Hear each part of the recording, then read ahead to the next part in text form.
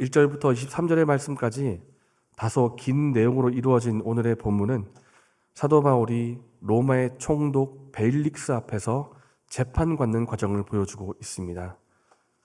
사실 바울이 재판받을 만한 죄가 전혀 없지만은 아시아로부터 바울을 쫓아와서 그를 괴롭히고 했던, 그를 공격했던 유대인의 그 소동 때문에 사도 바울이 재판장 앞에 서게 된 것입니다.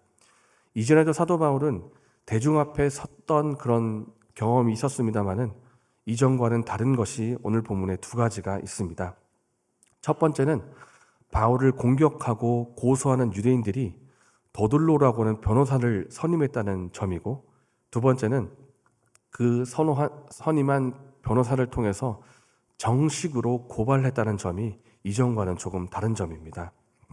이렇게 바울을 쫓아와서 방해하고 공격하는 유대인들이 참 집요하다는 생각이 드는데, 왜 그러냐면 1절 말씀을 보십시오. 유대인 장로들이 예루살렘에서 이곳 가이사랴까지 왔다고 말을 하고 있습니다. 이것을 거리로 하면 110km가 되는데, 그 당시에 자동차도 없던 그 시기에 110km나 되는 그 거리를 걸어와서 쫓아오고, 심지어 대제사장도 동원해서 바울을 고소하고 공격하려고 온 것입니다. 그들이 변호사를 이렇게 세운 것도 이 법정에서 싸워 이기기 위해서입니다. 로마법을 잘 알고 있는 사람, 그리고 뛰어난 언변을 가지고 있는 사람이 필요했고, 그 적임자로 더둘로라고 하는 변호사를 선임해서 바울을 고소하고 공격을 하는 것입니다. 유대인들의 의도대로 그들이 세웠던 더둘로는 언변이 좋았습니다. 3절 말씀에 로마 총독 벨릭스에게 먼저 환심을 사는 아부로 이제 이야기를 시작합니다.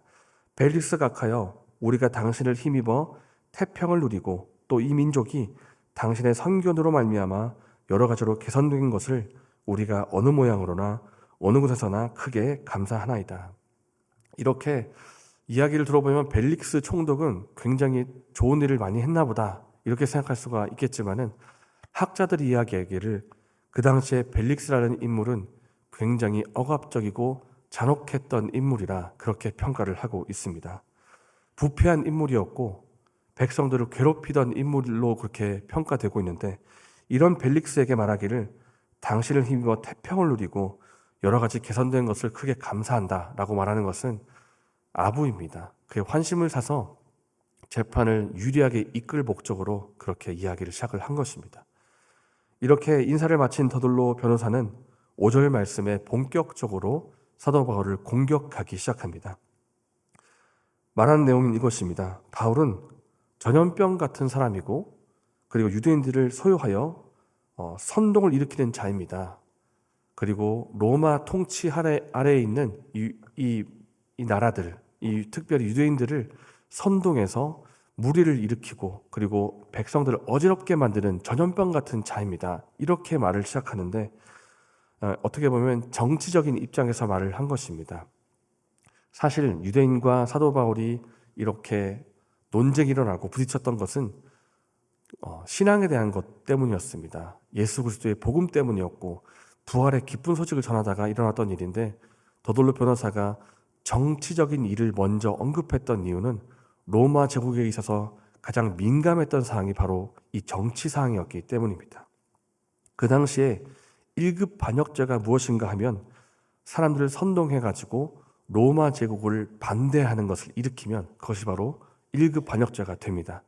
더둘로가 이것을 이용해서 마치 사도 바울이 사람들을 선동했다, 그리고 동네를 어지럽혔다, 그리고 로마에 대항하려고 한 것처럼 민감한 사항을 죄목으로 이끌었던 것입니다.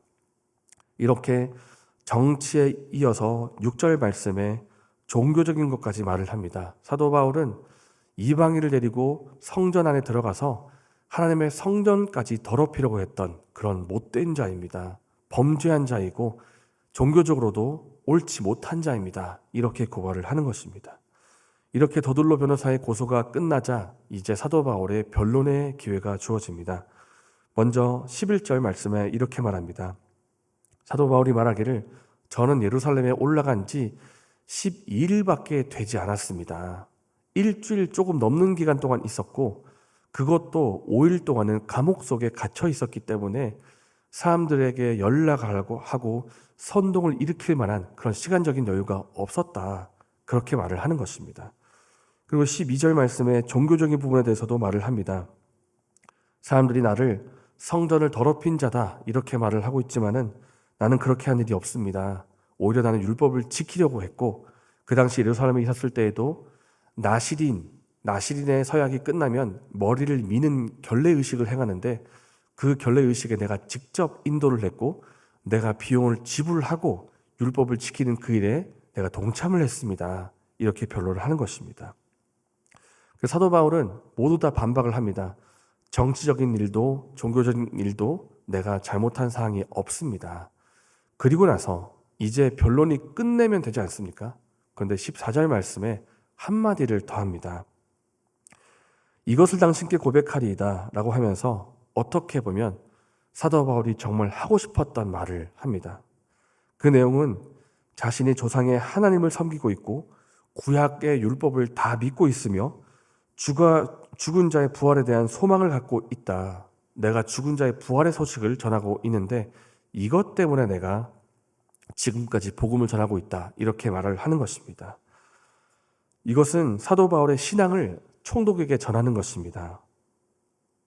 단순히 자신의 무죄함을 변론하는 것만이 아니라 정말 하고 싶었던 말은 내가 이 자리에 서서 예수 그리스도의 복음을 전하겠다 하는 것이 사도 바울의 의도였던 것입니다.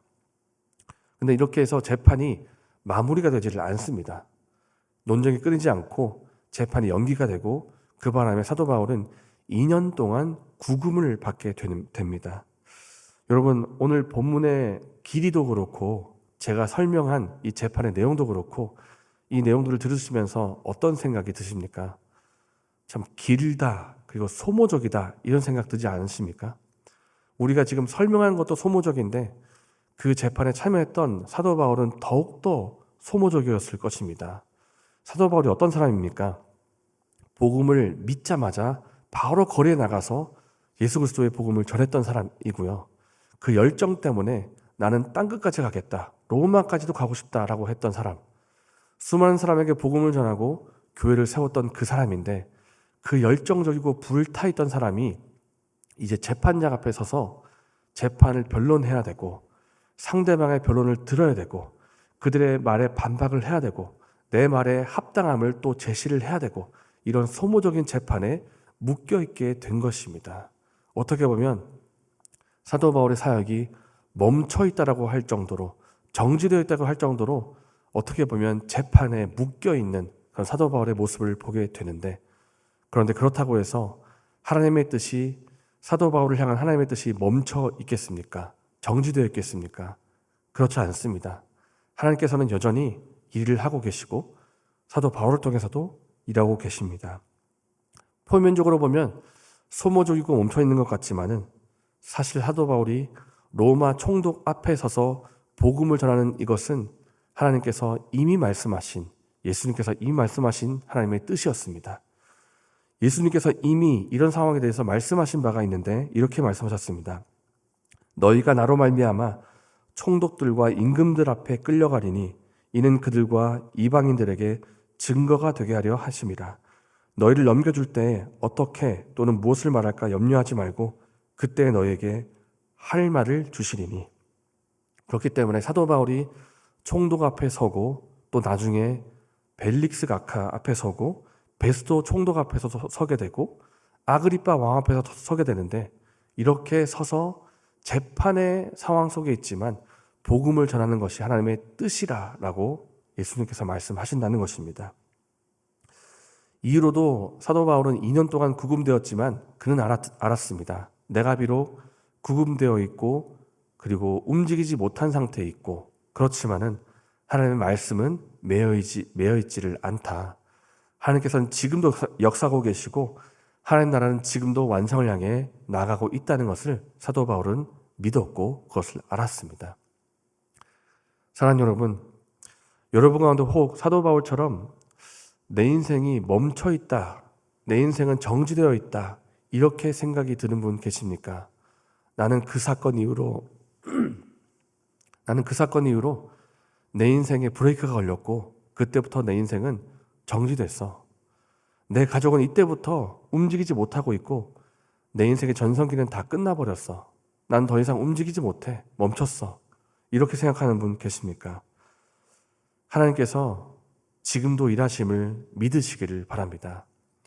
내 인생이 정지되는 것 같다고 해서 하나님도 멈춰 있는 것이 아닙니다. 하나님 지금도 일하시기 때문에 이것을 믿으시기를 바라고, 그리고 그 가운데 우리가 행할 일이 있다는 것을 믿으시기를 바랍니다.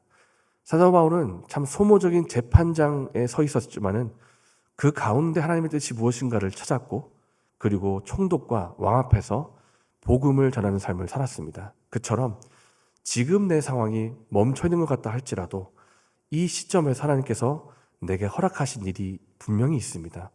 그것을 믿고 그 일에 동참하는 저 여러분 되시기를 바랍니다. 이 시간 말씀 생각하면서 기도하겠습니다.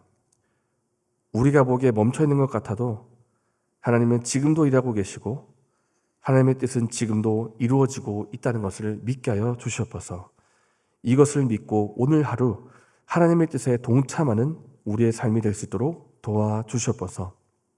이렇게 기도하시고 내일 있을 예배를 위해서 기도하신 후에 자유롭게 돌아가시겠습니다.